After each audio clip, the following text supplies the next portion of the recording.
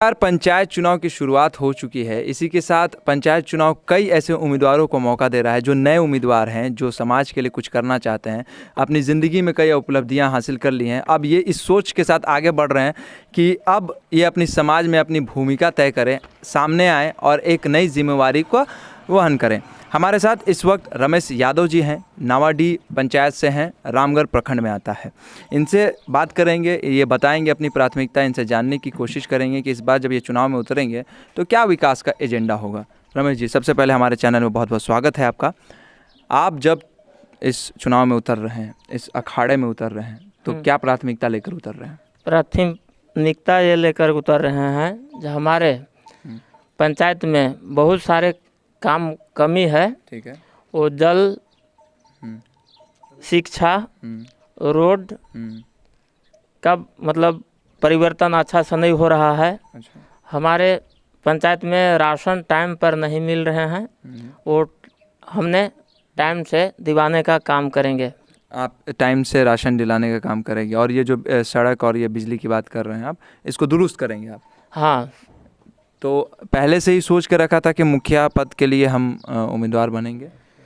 पहले से ही मैं सोचा जे मैं मुखिया पद के मतलब मुखिया उम्मीदवार बन जाता हूँ तो हर चीज़ कामों के लिए जल का हम लोग सबसे ज़्यादा में जल का बहुत प्रॉब्लम है। अच्छा। तो फर्स्ट हम जो साता में आ जाते हैं तो जल का प्रथम जल का ही ज़्यादा प्रयोग काम करेंगे। जल का मतलब जलों की स्थिति बहुत ख़राब है और गर्मियों का मौसम है, जल मीनारों की स्थिति बहुत ख़राब हो जाती है। जगह जगह जल मीनार होते हैं, सही तरीके से काम नहीं करते। तो आप जब आएंगे तो कैसी स्थिति होगी?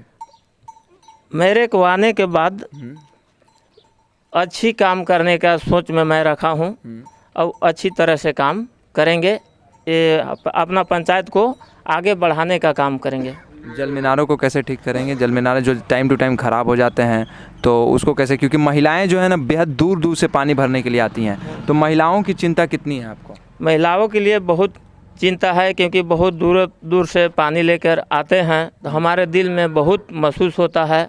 उसको खातिर हमने हर जगह पर जल का ही अच्छी मात्रा में काम करेंगे। इससे पहले भी समाज सेवा में जुड़े हुए थे आप? पहले से ही समाज सेवा में, मेरे समाज सेवा में जुड़े 3 साल होने जा रहा है। अच्छा। 3 साल से मैं समाज सेवा करते आए तो हमने सोचा जो कुछ अपना पद पर हो जाते हैं तो और अच्छी तरह से काम करें, जो ताकि मेरा भी ये हो जो मतलब अच्छी तरह काम करने वाले व्यक्ति हैं। हाँ। मतलब व्यवस्थित ढंग से जब आप आ जाएंगे तो व्यवस्था में लाएंगे चीज़ों को, अच्छी तरह से लाएंगे, अच्छी तरीके से अच्छी तरह से। बड़ी मुश्किल होती है बतौर समाज सेवी, आप हर वो काम नहीं कर सकते, आपको राजनीति, आपको सत्ता की ज़रूरत पड़ती है।